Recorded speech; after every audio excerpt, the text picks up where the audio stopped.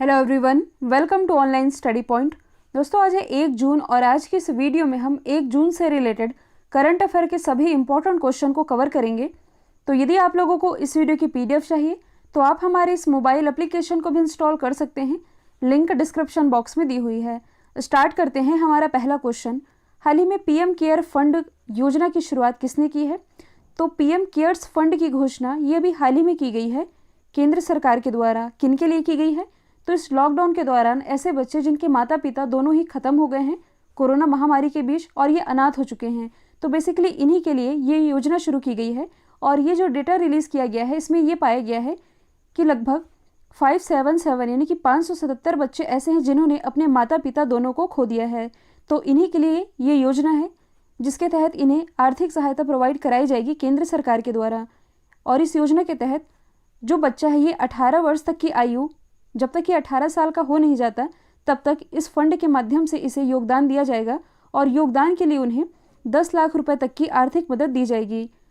और इनकी पर्सनल ज़रूरतों को पूरा करने के लिए 5 सालों तक, मतलब कि जब ये 18 साल के हो जाएंगे, 18 से 23 साल के बीच इन्हें मासिक वजीफ़ा, आप कह सकते हैं एक तरह की पॉकेट मनी इन्हें दी जाएगी। और जब ये 23 साल कंप्लीट कर लेंगे, मतलब कि एक तरह से जब ये मैच्योर हो जाएंगे, तब इन्हें व्यक्तिगत रूप से इनके उपयोग के लिए 10 लाख रुपए की ये जो राशि है ये पूरी तरह से इन्हें सौंप दी जाएगी।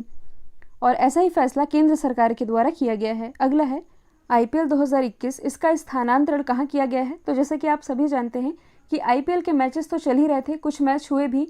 इसी बीच क्या हुआ कि ये जो कोरोना वायरस है इससे कुछ टीम मेंबर भी प्रभावित हो गए, तो इस पर रोक लगा दी गई थी। लेकिन इसके जो बाकी के मैचेस हैं ये तो होने हैं। और ये कहाँ आयोजित किया जाएगा? पिछले साल की भांति ये यूएई में आयोजित किया जाएगा।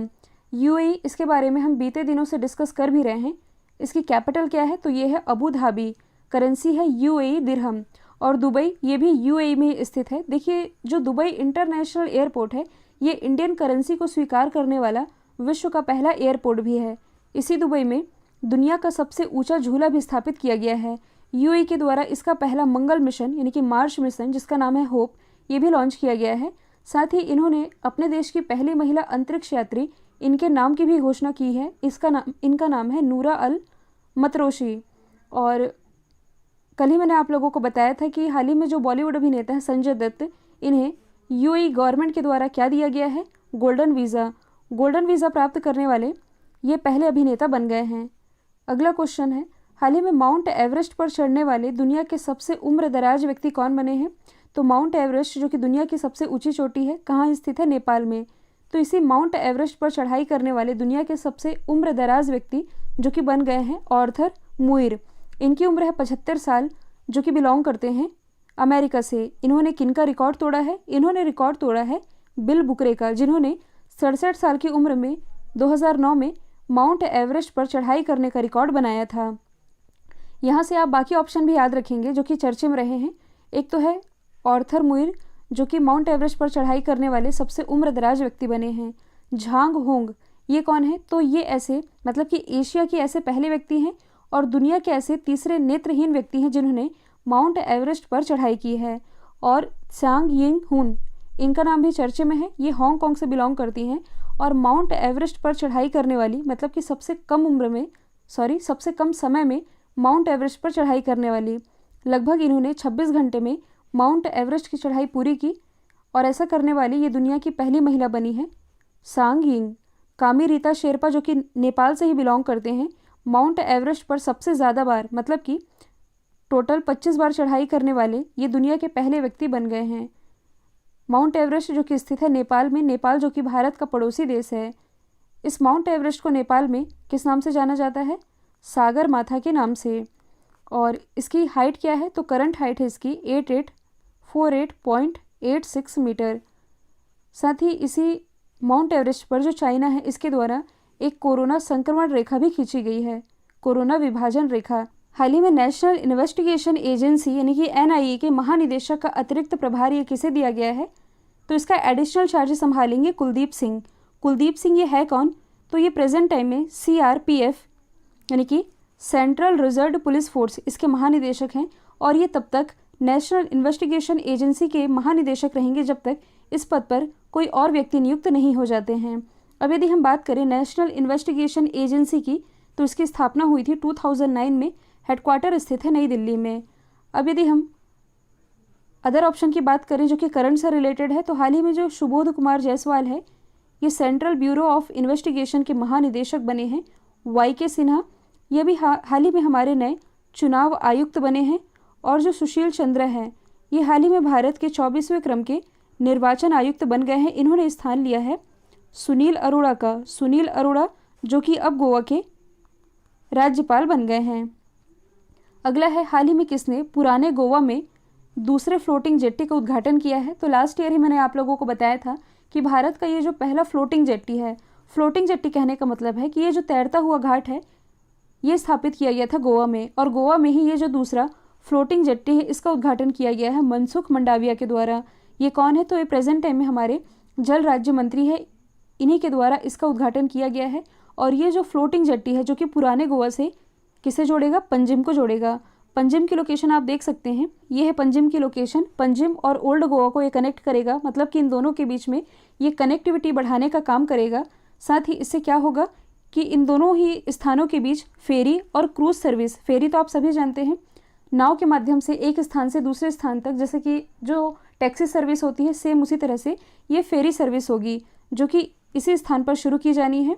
अच्छा, ये जो तैरता हुआ घाट है, ये किस नदी पर बनाया गया है? मांडवी नदी पर। गोवा की यदि हम बात करें तो इसकी राजधानी यही पणजी है। ये मांडवी नदी के किनारे बसा हुआ है। मुख्यमंत्री प्रमोद सावंत, राज्यपाल अभी मैंने बताया है ये है सुनील अरोड़ा। गोवा मुक्ति दिवस जो कि मनाया जाता है 19 दिसंबर को, क्योंकि 19 दिसंबर 1961 को ही गोवा पुर्तगाल से मुक्त हुआ था। साथ ही गोवा में स्थित है सलीम अली बर्ड सेंचुरी, जबकि सलीम अली नेशनल पार्क जो कि स्थित है जम्मू कश्मीर में। इसके अलावा गोवा भारत का ऐसा पहला राज्य है जिसने कोरोना महामारी के लिए, मतलब कि इसके इलाज के लिए आयुर्वेद का इस्तेमाल किया था। भारत का पहला बालू टिब्बा पार्क यानी कि सैंड ड्यून पार्क, ये इसी गोवा में ही स्थापित किया गया है। अगला है, किस राज्य की हाई कोर्ट ने मुस्लिमों को 80% स्कॉलरशिप देने को असंवैधानिक बताते हुए इसे रद्द कर दिया है? तो हाल ही में जो केरला हाई कोर्ट है, इसने इस फैसले को असंवैधानिक बताया है कि राज्य में मुसलमानों को 80% स्कॉलरशिप नहीं दी जा सकती, और इसी के कारण इस फैसले को रद्द कर दिया है केरल हाई कोर्ट ने। तो केरल में क्या था कि 80% स्कॉलरशिप ये मुस्लिमों को दिया जाता था और बाकी का जो 20% है यहाँ के ईसाइयों को दिया जाता था। तो यहाँ का ये जो 6 साल पुराना फैसला था, इसे केरल हाई कोर्ट ने बदल दिया है। यदि हम बात करें केरल की, तो इसकी राजधानी तिरुअनंतपुरम। मुख्यमंत्री दोबारा बन गए हैं पिनरई विजयन। राज्यपाल है आरिफ मोहम्मद खान।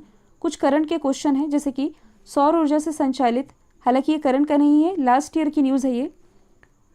सौर ऊर्जा से संचालित विश्व का पहला एयरपोर्ट, ये कोच्चि इंटरनेशनल एयरपोर्ट ही है। भारत का पहला लेबर मूवमेंट म्यूजियम जो कि इसी केरल के अलापुझा जिले में स्थापित किया गया है। और केरल में स्थित है कोझिकोड, जहां भारत का पहला इंडियन वुमन ट्रेड सेंटर, इसकी स्थापना की गई है। सब्जियों के लिए MSP का निर्धारण करने वाला पहला राज्य, साथ ही डिजिटल एजुकेशन वाला पहला राज्य, ये भी केरल ही है। अगला है, हाल ही में किस देश ने अपनी 2 चाइल्ड पॉलिसी को खत्म करने का फैसला किया है? तो ऐसा फैसला भी हाल ही में चाइना के द्वारा किया गया है। यदि आप लोगों को याद होगा तो कुछ दिन पहले मैंने आप लोगों को बताया था कि हाल ही में चाइना में ये जो 7वीं जनसंख्या जनगणना रिपोर्ट जारी की गई थी, इसमें क्या बताया था कि चाइना ने अभी तक की, मतलब कि बीते वर्षों से यदि कंपेयर किया जाए तो सबसे न्यूनतम जनसंख्या वृद्धि दर दर्ज की गई है। और इसी के बाद चाइना के जो विशेषज्ञ हैं, इन्होंने ऐसा बयान जारी किया था कि 2025 तक जो भारत है, ये चाइना को पीछे छोड़ते हुए दुनिया का सबसे आबादी वाला देश बन जाएगा। तो चाइना में हो क्या रहा है? आप लोगों ने हेडलाइन तो पढ़ी होगी कि क्या चाइना बूढ़ा होते जा रहा है। बूढ़ा होते जा रहा है कहने का मतलब है, इसे आप ऐसे समझेंगे कि 2009 तक यहाँ क्या चलती थी? 1 चाइल्ड पॉलिसी, क्योंकि दुनिया में सबसे ज़्यादा जनसंख्या ये शुरू से ही चाइना की थी। तो इस पॉपुलेशन को कंट्रोल करने के लिए चाइना ने 1 चाइल्ड पॉलिसी लाई, जो कि 2009 तक चली।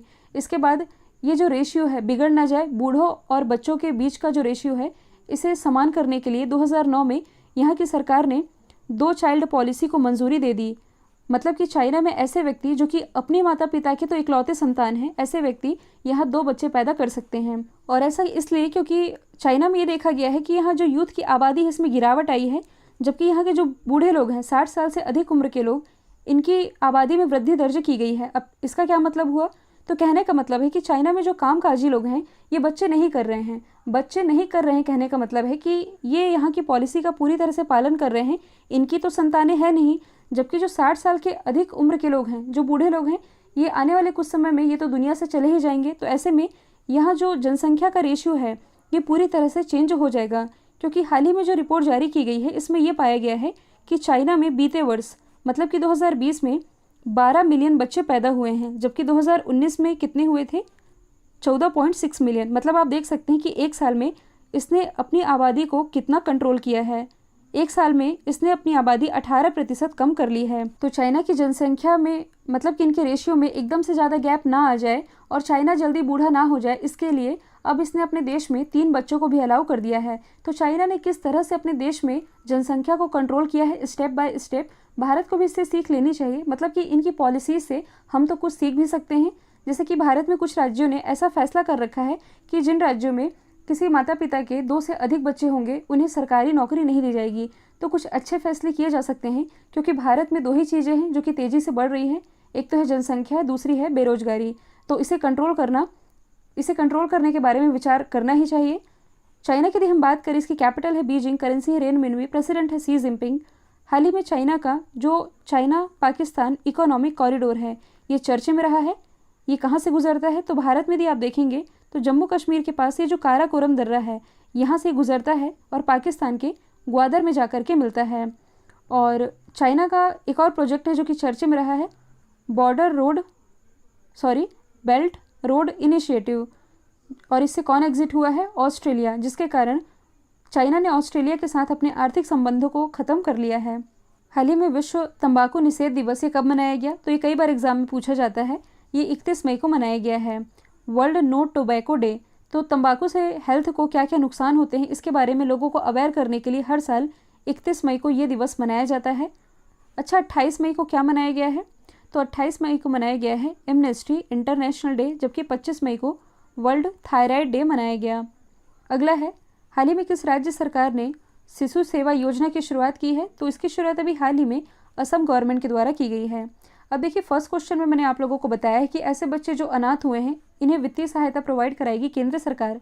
ऐसे में राज्य सरकारें भी अपने अपने स्तर पर प्रयास कर रही हैं। जैसे कि जो छत्तीसगढ़ गवर्नमेंट है इसने महतारी दुलार योजना की शुरुआत की है, जिसके तहत ये राज्य में कोरोना के दौरान मतलब कि कोरोना संक्रमण से ऐसे बच्चे जिनके माता पिता नहीं रह गए हैं, जो अनाथ हो गए हैं, इनके लिए महतारी दुलार योजना की शुरुआत की है, ताकि इस योजना के तहत ये उन बच्चों को वित्तीय सहायता दे सके। ऐसे ही उत्तराखंड में वात्सल्य योजना की शुरुआत की गई थी। मध्य प्रदेश में कोविड बाल कल्याण योजना के तहत इन्हें ये सुविधा प्रोवाइड कराई जा रही है। सेम वैसे ही असम में अब शिशु सेवा योजना इसे मंजूरी दे दी गई है। इसके तहत होगा क्या कि यहाँ जो बच्चे अनाथ हुए हैं इनकी देखभाल करने वाले जो व्यक्ति हैं, अब माता पिता तो है नहीं, तो ऐसे व्यक्ति जो कि इन अनाथ बच्चों की देखभाल करेगा, इन्हें 3500 रुपये की आर्थिक सहायता उपलब्ध कराई जाएगी। तो ऐसे भी बच्चे होंगे जिनके माता पिता तो चले गए, इसके बाद भी इनकी देखभाल के लिए कोई नहीं है, तो ऐसे बच्चों के रहने के लिए इन्हें आवासीय विद्यालयों और संस्थानों में भेजा जाएगा और इसका पूरा खर्चा ये राज्य सरकार उठाएगी। अब इसके तहत इन्हें 3500 रुपये दिया जाना है, जिसमें कि जो फर्स्ट क्वेश्चन में मैंने आप लोगों को पीएम केयर फंड के बारे में बताया था, इससे 2000 मिलेंगे, बाकी के 1500 ये देगी असम गवर्नमेंट, टोटल मिलेंगे 3500। असम की यदि हम बात करें तो इसकी राजधानी दिसपुर, मुख्यमंत्री है हेमंता बिस्वा। देखिए चेंज हो गए हैं, इसे मैं PDF में मॉडिफाई कर दूंगी। राज्यपाल है जगदीश मुखी। काजीरंगा राष्ट्रीय उद्यान असम में स्थित है। प्रमुख त्यौहार है बिहू। विश्व का सबसे बड़ा नदी द्वीप ये माजुली नदी द्वीप है। भारत का पहला मल्टी मॉडल लॉजिस्टिक पार्क, इसकी आधारशिला जोगी गोपा में रखी गई है, असम में स्थित है। जबकि जो भारत का सबसे बड़ा मल्टी मॉडल लॉजिस्टिक पार्क है ये बनाया जाना है गुजरात में। अगला है एशियाई मुक्केबाजी चैंपियनशिप 2021 में वुमेन कैटेगरी में किसने गोल्ड मेडल जीता है?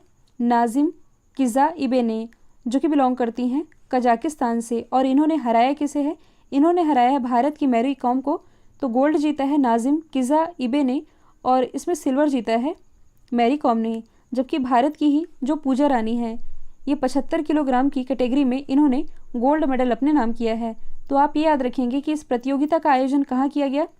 एशियाई मुक्केबाजी चैंपियनशिप, जो कि आयोजित की गई दुबई में। दुबई से रिलेटेड सारे फैक्ट तो मैंने आप लोगों को बता ही दिए हैं। कल जो मैंने आप लोगों से सवाल पूछा था इसका राइट आंसर था यूपी। अब आप लोगों के लिए आज का सवाल है, बुद्ध की मतलब कि भारत में बुद्ध की सबसे बड़ी लेटी हुई प्रतिमा का उद्घाटन कहाँ किया जाएगा? तो इसका जो भी आंसर कमेंट बॉक्स में बताना है। वीडियो यदि पसंद आया है तो लाइक कीजिए, शेयर कीजिए और चैनल को सब्सक्राइब करना बिल्कुल मत भूलिएगा। तो आज के लिए इतना ही। Thank you so much.